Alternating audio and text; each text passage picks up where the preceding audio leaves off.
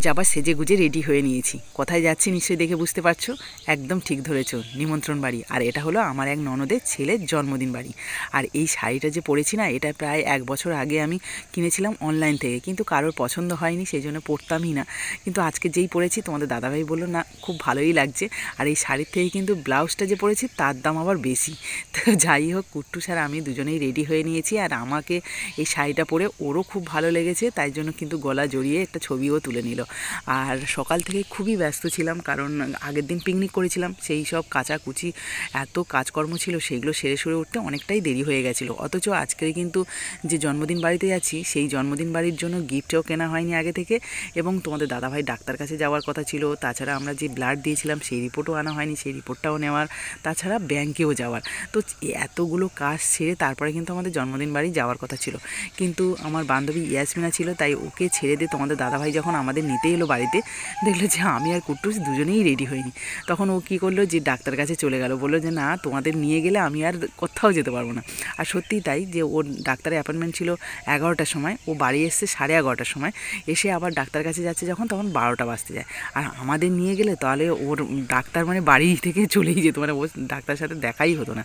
তো যাই হোক, আমিও বললাম ঠিকই বলেছো, কারণ আমাদের সঙ্গে নিয়ে যাওয়া মানে খুবই চাপের হয়ে যাবে। তো প্রায় ডাক্তার দেখিয়ে আর চাম্পাহাটির সমস্ত কাজ সেরে যখন বাড়ি ফিরলো, তখন প্রায় 1:30 বাজে। তো তারপরে কিন্তু আমরা চলে এসেছি জন্মদিন বাড়ি।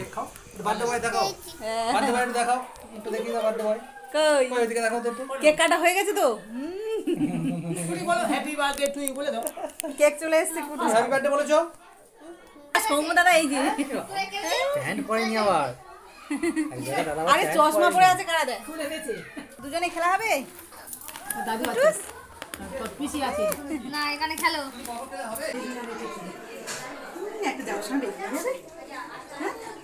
একটা বেলুন তোমার দিয়ে দেবো, চলো। আর হ্যাঁ, বার্থডে আমরা কী গিফট দিলাম সেটা তো তোমাদের বলাই হয়নি। হ্যাঁ, ক্রাম বোর্ড তোমরা নিশ্চয়ই অনেকেই দেখতে পেয়েছো। তোমাদের দাদাভাই যেভাবে নিয়ে এসছে, তাতে করে কারোর দেখতে আর অসুবিধা হয়নি। আসলে দোকান থেকে যে একটুখানি প্যাক করে নিয়ে আসবে, সেটা না করে এমনি খোলামেলা বাড়িতে যেমন কিনে নিয়ে আসে তেমনভাবে নিয়ে এসছে। আর সেটা দেখে আমার একদমই পছন্দ হচ্ছিল না, কারণ একটা নিমন্ত্রণ বাড়ি যাবো, প্যাক করা থাকবে গিফট হিসাবে, মানে সেটা মনে হবে, তা না করে এমনিই নিয়ে চলে এসছে। তো যাই হোক, কী আর করা যাবে। হ্যাঁ, তো এখন দেখো আমার ননদের ছাদের উপরে চলে এসেছি, আর সেই ছাদের উপরে বেশ দোলাটোলাও রয়েছে, আর এখানেই কিন্তু কেক কাটা হয়েছিল। তবে আমরা এত দেরিতে এসেছি যে কেক টেক কাটা হয়ে গেছিলো, আর লোকজনও খাওয়া শুরু করে দিয়েছে। তো একটু ঘোরাঘুরি করে তারপরে কিন্তু আমরাও খাওয়া দাওয়া করবো। আর এখানে বাচ্চারা দেখো এক ছাদ থেকে আর একটা ছাদে চলে যাচ্ছে, কারণ এই যে আমার ননদের যে ছাদটা আছে, সেই ছাদের সাথে কিন্তু ওর কাকা শ্বশুরদের ছাদের একদম একটা পাঁচিলের ঘের রয়েছে। আর এমনভাবে পাঁচিলটা দেওয়া যে এপার থেকে ওপারে সহজেই যাওয়া যায়, বেশ সুবিধাও বটে। দেখো, আমাদের বার্থডে বয় কিন্তু একটা ডান্সিং ক্যাকটাস পেয়েছে, আর সেটা কিন্তু ওর ভাইকে দেখাতে নিয়ে এসেছে। প্রথমের দিকে চলছিল না, বুঝতেও পারছিল না, তাই ওর মামাকে দিতে, ওর মামা ঠিক করাতে তারপরে কিন্তু আমাদের সৌম্যবাবু খুব সুন্দরভাবে কথা বলছিল, আর ওই যে ক্যাকটাসটাও বেশ কথা বলছে আর ডান্সিং করছে। তো এটা দেখে বেশ আনন্দ হচ্ছিল। কিন্তু আমাদের কুট্টুসবাবু ভয়ে ভয়ে জুজু হয়ে আছে। ওর বাবা জোর করে সামনে নিয়ে এসছে, ও দেখো কেমনভাবে দাঁড়িয়ে আছে, মানে পুরো রীতিমতো ভয় পেয়ে গেছে। অ্যাকচুয়ালি ও তো ফোনে দেখেছে, কোনোদিন সামনাসামনি দেখেনি। আর ওই যে ডান্স করছে, তার উপরে কেমন একটা কথা বলছে, ওটাই ও থতমতো খেয়ে গেছে আর কি। তারপরে আস্তে আস্তে ঠিক হয়ে গেছিল। Happy birthday Soumya. এই তো বলেছি, আবার একটা গিফট নিয়ে চলে এসেছে। থ্যাংক ইউ বলেছি, দারুণ বলেছি। সৌম্য একটা কথা বলে, সৌম্য বলো।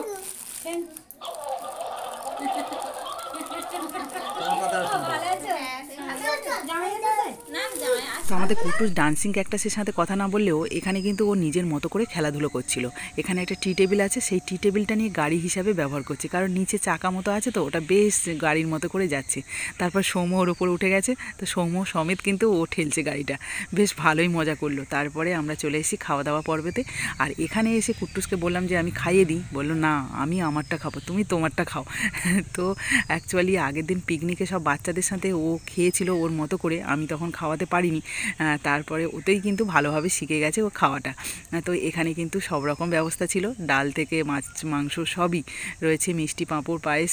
তো কুট্টুস খেতে বসে কখন বলছে মিষ্টি দাও, মানে সন্দেশ দিয়েছে, না সন্দেশ না রসগোল্লা চাই, তারপরে বললো আইসক্রিম চাই।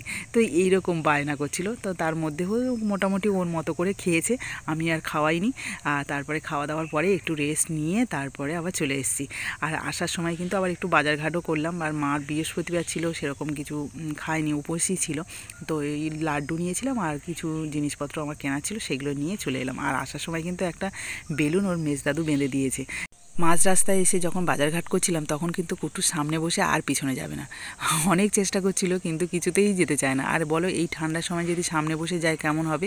তো জোর করে আমি পিছনে নিয়ে বসছি, আর তারপরেই কিন্তু ও ঘুমিয়ে পড়েছে।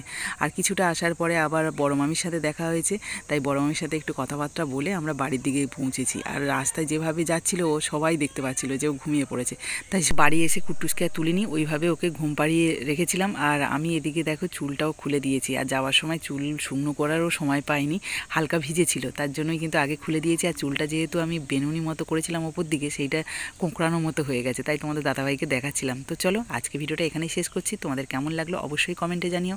আজকের মতো টাটা।